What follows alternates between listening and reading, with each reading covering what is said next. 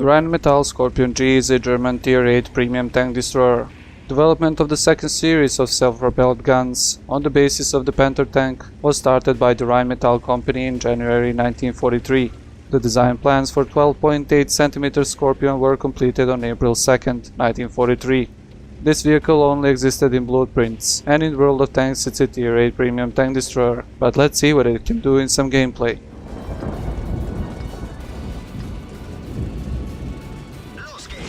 Hello guys, and welcome back to World of Tanks Ace Tanker series. As you can see, today we'll be driving the Rheinemtall Skorpion G, and driving the Rheinemtall Skorpion G for us is Compatriots. Now you can see that he's playing on the Karelia map, and immediately at the beginning of the map he is taking a sniping position while trying to shoot at the scouts that are advancing towards the friendly base, not allow them to advance so far. And yeah, this is a problem when you're driving your Skorpion G so aggressively. He is spotted now, and without any armor on the tank he is not going to bounce any shots here. So he got shot, I believe, once, 2 times, 3 times, and he lost 70% of his HP. So I have to say this wasn't really a great start for him, because losing 70% of the HP is not that great in any tank, especially in a tank that is, well, that pretty much doesn't have any armor, as you saw there. So what you can expect from this Tier 8 premium tank destroyer, and should you buy this Tier 8 premium tank destroyer, and what is the main treats? So the main treats, as I said, first of all, you do not want to find yourself in a position that you are going to get shot at, because no armor whatsoever, and basically any HE shell that hits you is going to penetrate you. The second thing that you should definitely look forward to if you are going to buy this tank is that, well, you get the best gun probably at Tier 8. It's the gun that you get on the Ferdinand, the gun that you get on the Rheinmetall Borsig. So yeah, you get 246mm of penetration, 490 damage alpha, which is pretty awesome when you consider that you are going to reload at about, I believe it's 10 seconds reload on this tank if you have the top crew and you have the gun rammer. And you should definitely have the gun rammer in your tank destroyers. So as you can see, the loadout on the tank is, he's using chocolate, he is using the premium repair kit and the premium, this is the fire extinguisher. He is also using the camonet, and I am expecting that he has the, well, I expected that he has the gun rammer. And for the last, I don't know, maybe he got some vertical stablers or something like that. Now, as I said, the treats of this tank is the good gun. Fortunately he missed this one on the IS-3, but the next one should be, well, aimed properly and go into the IS-3. And you saw there 472 damage into that IS-3, really a great gun to deal with the enemy tanks. Now, once again, shooting out the IS, another great hit there.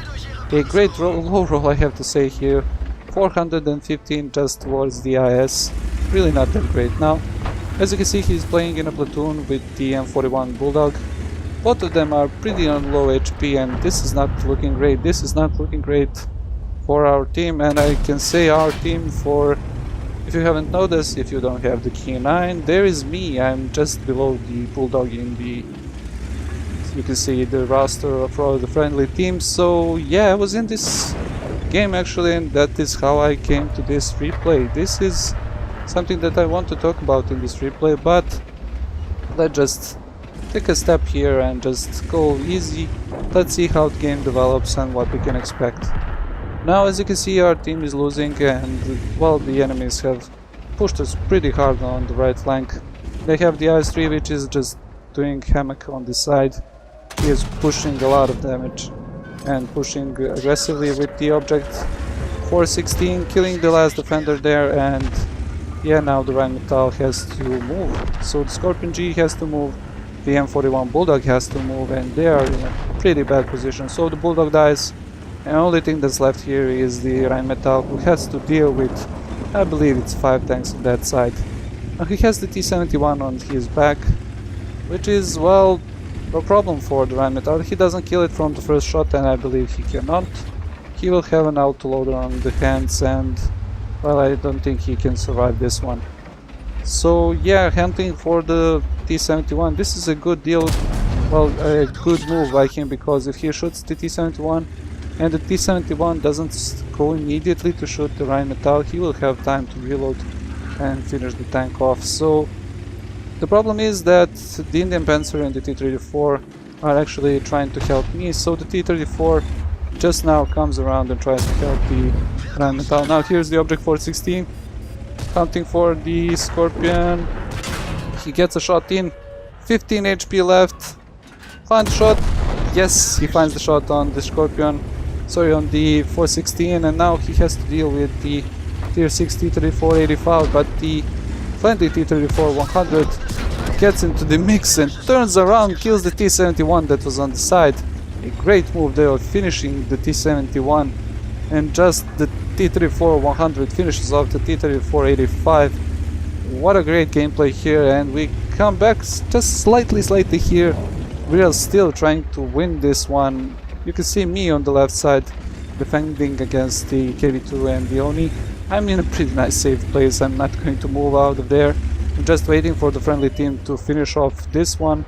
This side finishes off the IS-3 on this side, and well, basically, yeah, we had less tanks, but we are doing great now because it's 4 versus 3 and we are defending, so we should be doing great here. So we know the position of all of the tanks. There's the Hellcat. I'm now trying to fight off with the Hellcat, and the Skorpion G is trying to fight off with the, well, the remaining tanks on this side. That's the Oni. You can see him trying to aim for the Oni. I don't believe that the Oni spotted him. Going for the Oni, puts one in, penetrates the Oni. Now he can just wait. He didn't get spotted, that's weird. So he doesn't get spotted.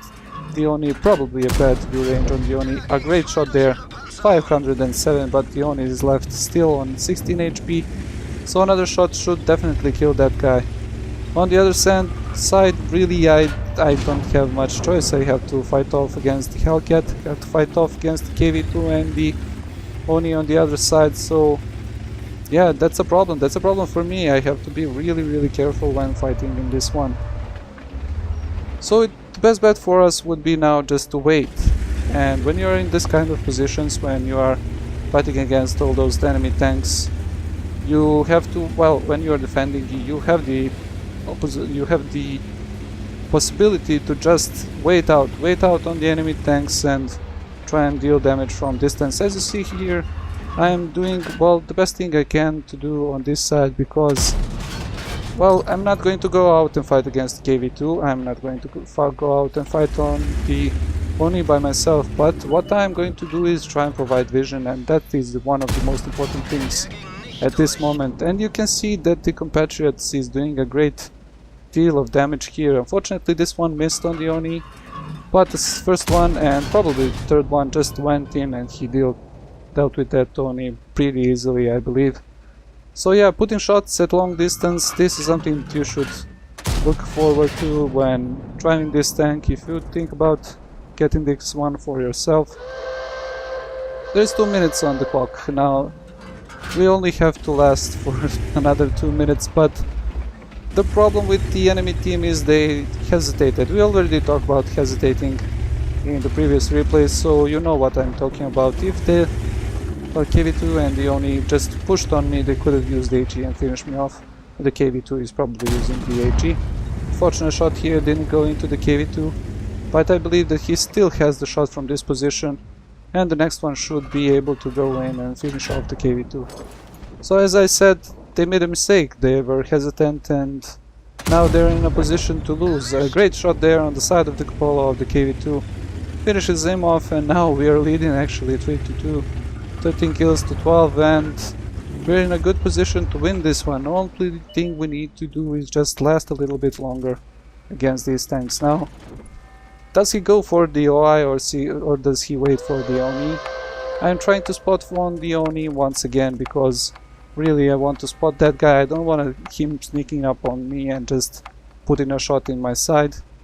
But a great move here by the Rheinmetall, just in a good position to shoot on both sides. So the OI may spot him here, but the Oni really is not going to do that, because from that position he was behind the bush and he was out of the or the spotting rate I should say, and now once again pretty bad.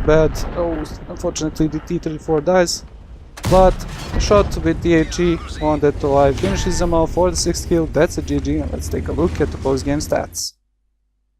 So a really good game here in the Rheinemtall Skorpion G. We had a couple of medals like Hand of God, Duelist, Fire for Effect, High Caliber, Top Gun, and of course the Master Badge Ace Tanker.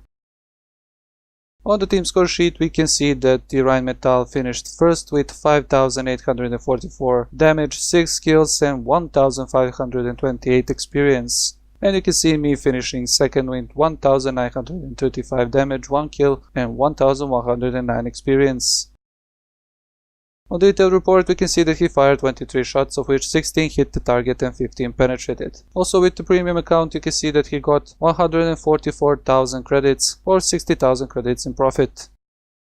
As always, just a quick recap what we saw in this gameplay. Now we saw excellent use of the Rheinemtall, not so much at the first beginning couple of minutes because he went into a bad position for him, got spotted and immediately got nailed down to 30% of his HP. So that's something that you should worry about when driving this tank. Just try and stay alive, just try and stay away from the combat as much as possible, because everything that sees you is going to penetrate you and they'll probably shoot at you because you are the softest target.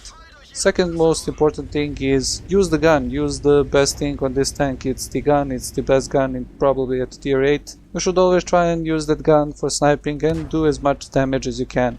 And the third thing and the most important thing is sometimes when you are in randoms you can just try and cooperate with your teammates. That's something that you can use in your games, and when you think about it, it was the logical thing to do for me because I was in a tier 6 and I'm not going to win alone against those tanks. So even though I was in a heavy tank, I was doing the spotting role in that position because it was probably the best thing I could do in that position. And at the end it paid off because we had a really nice game here.